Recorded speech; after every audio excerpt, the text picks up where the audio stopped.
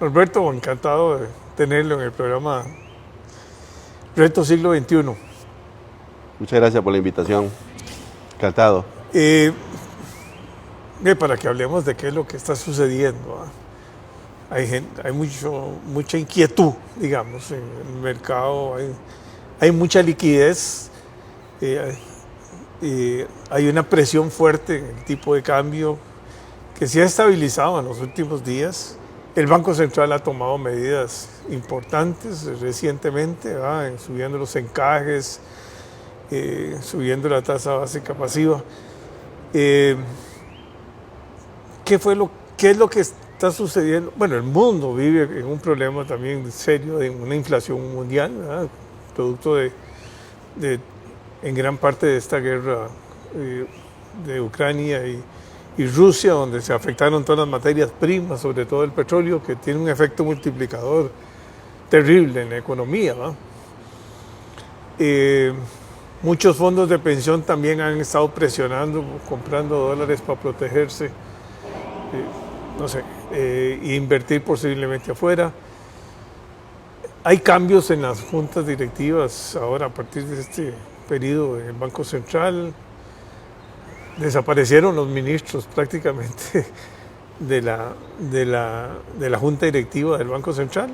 Hay un nuevo presidente ejecutivo del Banco Central. Los ajustes que se tienen que dar ahí, de acuerdo a la OCDE, va a significar que hay una cierta autonomía, por no decir autonomía, o independencia, no es independencia, es autonomía del Banco Central. Pero la política monetaria es lo que queremos conversar. Usted, Norberto, que es un analista importante en este término, bueno, bienvenido. Muchas gracias.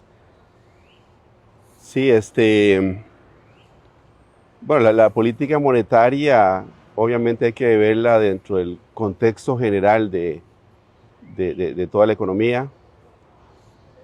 Quizás primero decir que muchos de los, digamos, de los problemas que en este momento estamos viviendo vienen, sí, efectivamente del sector externo, ¿verdad? Cuando se deterioran tanto los términos de intercambio y aumentan los precios de las materias primas, eso es un shock muy fuerte para la economía de un país. Y ya veníamos de la pandemia también, que nos había afectado increíblemente, al cierre de fronteras, el turismo también que nos visitaba. Entonces ya veníamos y con ese déficit fiscal y deuda pública tan elevada. En este contexto, digamos, tan complicado, externo, el Banco Central tuvo que hacer una política monetaria muy expansiva, que creo yo, porque casi no lo he visto, casi ni nos percatamos en realidad de las dimensiones, digamos, de lo que estamos hablando. Y quiero mencionar algunas cifras porque son muy importantes para poder dimensionar la magnitud de ese gran problema que creo yo. El Banco Central empezó antes de la pandemia bajando las tasas de encaje mínimo legal en moneda nacional. Estaba en 15% para moneda nacional y también moneda extranjera, en 3 puntos, del 15 al 12%. Eso implicó liberar un poco más de 200.000 millones. A mí en principio me parecía bien la medida, en realidad tenemos encajes muy altos, nos afectan los márgenes de intermediación financiera y la economía venía desacelerándose y estamos pasando el paquete fiscal que tanto nos costó, pero que trajo muchos beneficios de confianza en el país. Cuando se vino la pandemia fue cuando empezaron, digamos, una política monetaria ultra expansiva, que en algunos casos se denomina como un helicóptero monetario, y así hice un artículo yo en ese momento, hace poco más de un año, que veía un poco y el Banco Central se aprovechó de un portillo legal para poder comprar títulos en el mercado secundario del gobierno. Autorizó, sin ningún límite, lo autorizó la Asamblea Legislativa.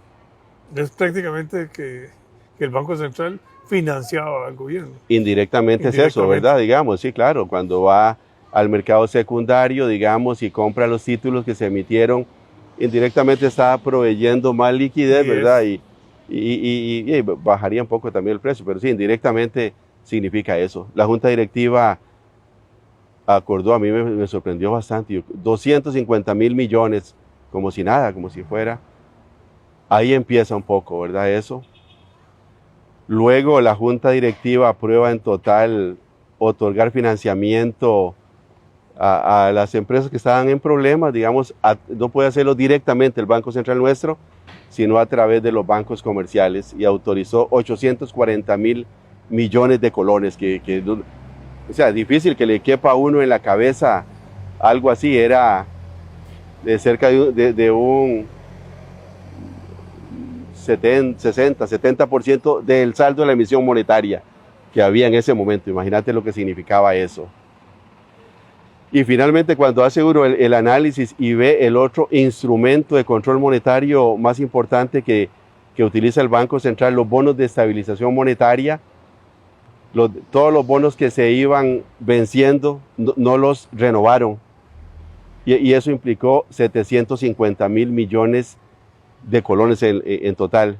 Yo estimo que en total toda esta expansión monetaria en los últimos 3 años fueron, digamos, para que suene un poco más fácil digerirlo, unos 3.000 millones de dólares, digamos, y fue dinero, digamos, que simplemente se tiró a la calle, ¿verdad? Digamos, y uno no... mucho fue a parar a los bonos del gobierno.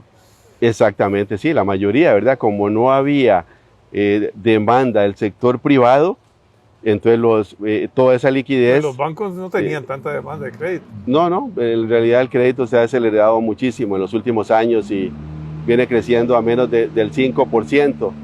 Entonces toda esa liquidez que tenían los bancos se tenía que utilizarla de alguna manera, ¿verdad?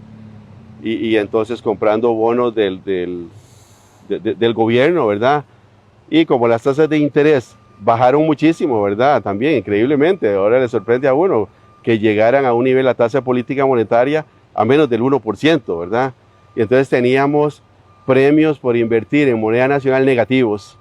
Y fue entonces cuando los fondos de pensiones y algunos inversionistas probablemente decidieron sacar el dinero también, ¿verdad? Entonces, toda esta política monetaria, digamos que en principio, sí, digamos, uno cree que se hace más rico un país con más plata. Y en principio, sí, tasas de interés más bajas, más liquidez, y aumenta el poder de compra a todo el mundo feliz.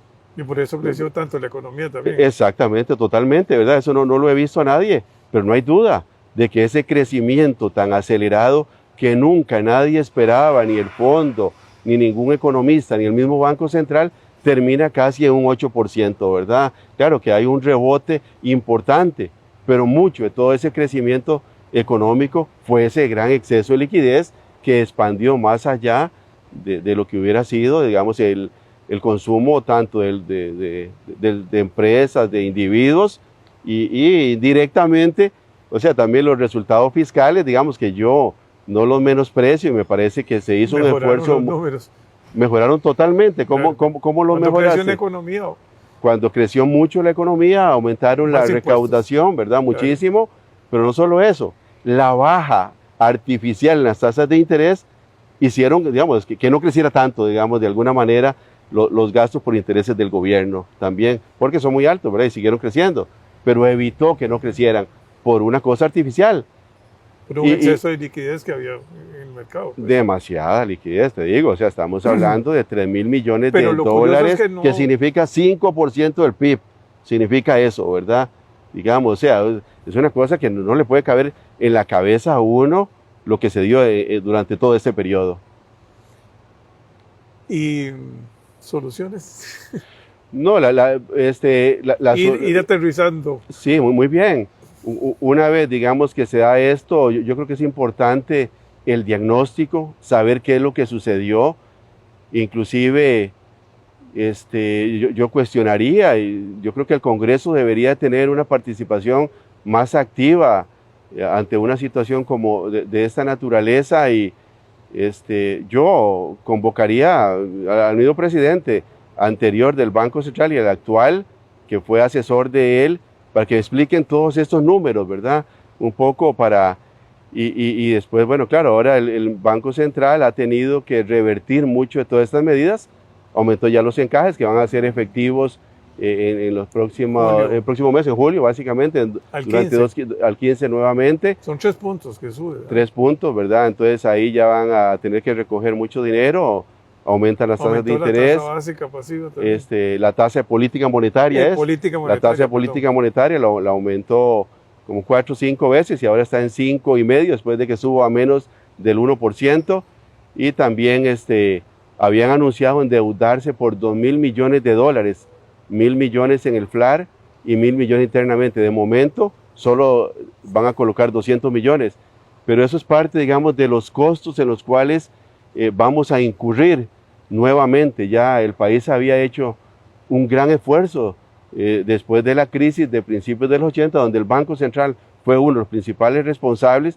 Terminamos con un déficit, recuerdo el Banco Central, creo que cerca de un 5%, y todo eso ha llevado 4 décadas para poderlo... En el 1%, está como medio punto, más o menos, un poquito menor, por ahí andará, digamos medio punto, pero eso implicó, digamos, tener encajes altísimos y tratar de encajar todo lo que se viera, todo, ¿verdad? Porque empezamos con un tipo de, digamos, de pasivos que se encajaban, y sobre todo en moneda extranjera terminamos también encajando los préstamos de los bancos también en moneda extranjera, todo con tal de poder al Banco Central a llegarle recursos, ¿verdad?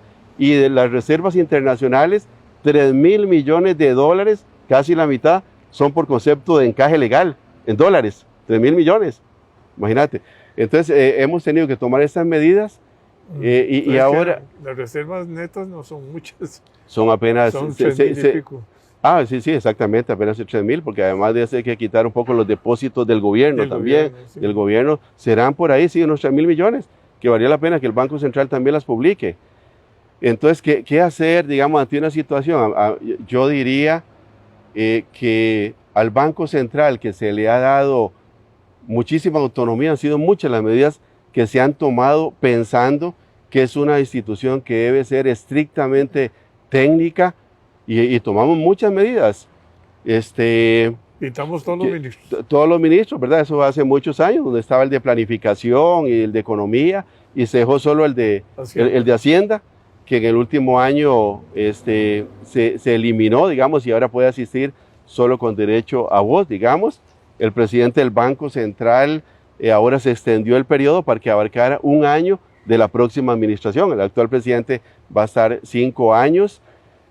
La junta directiva ahorita poco. tiene, cada miembro se nombra por 7 años y medio, y cada año y medio cambia, si quieren lo reeligen. Se mencionaba antes, digamos, que el banco no era independiente técnicamente, porque tenía las pérdidas. De manera, o sea, que tenemos una institución totalmente independiente, autónoma, y esa es la gran paradoja, que en medio de todo esto se haya presentado una situación de esta naturaleza, digamos, y entonces la pregunta mía es, inclusive con un convenio con el fondo, ¿dónde estaba? El Fondo Monetario, que en el último reporte a mí me llamó la atención que inclusive dijeran que se hacía falta más liquidez, ¿dónde estaba la junta directiva? Y entonces, digamos, ante esto yo creo que cuando a una institución se le da más libertad, autonomía, y el Banco Central en especial con ese poder que tiene de emitir dinero, hay que exigirle más transparencia y más rendición de cuentas. Y ahí lo que hay que ver, sin duda, el primer institución es el Congreso, al que tiene que dar eso, y a la sociedad, y empezar a ver cómo, digamos, la sociedad empezamos a entender un poco, digamos, y dentro de esa rendición de cuentas, además de lo que ya hace el Banco Central, por ejemplo, el de Colombia que leí, también dice, menciona cómo se administran las reservas monetarias internacionales, y por siempre a uno le ha llamado la atención que no tiene casi un rendimiento, digamos, inclusive en momentos, ahorita no son ni el 1%, bueno, las tasas son bajas, pero que expliquen, digamos, cómo se invierte en la reserva monetaria, los resultados, y también muy importante, los resultados financieros del Banco Central, los ingresos, los gastos y el balance general auditado también. Debemos de exigirle más a una institución con tanto poder como esta, diría yo un poco, al menos. Bueno, también estamos en un mundo donde todas las economías hicieron una expansión terrible, ¿verdad? O sea, uno ve que esto ya no es un fenómeno solo de Costa Rica, sino que todo el mundo prácticamente, con la caída de la producción, o sea, con la recesión por el COVID, el 2020, y después vino el rebote, como decís, pero hay que ordenar, o sea, esto, porque si no se descalabra, ¿verdad? Sí, lamentablemente yo creo que la banca central lleva más de seguramente un par de siglos, ¿verdad? De que la inventamos supuestamente para resolver los problemas un poco de ciclicidad que tenía la economía y algunos problemas también del sistema financiero también como último recurso. Pero hay que ser muy cuidadoso. Pero tenemos que ser demasiado cuidadosos, ¿verdad? Y esos bancos centrales del mundo tienen mucho más libertad, más grados de maniobra para poderlo hacer, ¿verdad? O sea, cuando el banco, la Reserva Federal aumenta la emisión, sabe que es una divisa de demanda mundial, ¿verdad? Y también las tasas de interés que tienen ellos, eso son de libre riesgo, ¿verdad? Entonces no podemos comparar un banco central de esos, ¿verdad?, con un banco central como el nuestro. El nuestro tiene que ser muy comedido, muy conservador, no podemos compararlo y estoy seguro de que esto no hemos actuado bien definitivamente. Nos hemos sobredimensionado. La naturaleza de un banco central sí es ayudar, pero no digamos en estos extremos que al final nos sale mucho más caro, como dice el dicho popular, ¿verdad? El caldo que los huevos. Bueno, gracias, don Alberto. Es un placer. Encantado, cuando guste. Inclusive un debate si quiere con el presidente anterior, con mucho gusto, encantado. Vamos a invitarlo. Muchas gracias.